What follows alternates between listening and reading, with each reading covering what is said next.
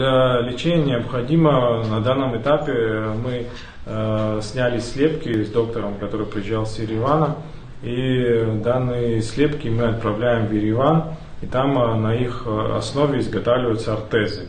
Ортезы необходимы детям, у кого есть деформация ног. Вот. И очень они необходимы тем, особенно у кого были операции, потому что после операции, если не носить слепки, соответственно, вся операция пойдет на смарку, то есть ноги опять деформируются.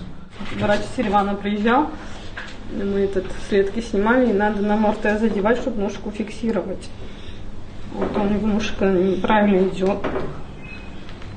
5 лет вашему мальчику, да, вы сказали? Да, вчера исполнилось. Сперва это, конечно же, научиться ходить, а потом буду заниматься дальше, больше. Все пойдет своим путем, все будет хорошо, я думаю, у меня. У меня все получается. Я потом дальше буду на море развиваться, ходить на лошади, кататься еще. Потом буду дальше в музыкальную школу поступлю, может быть.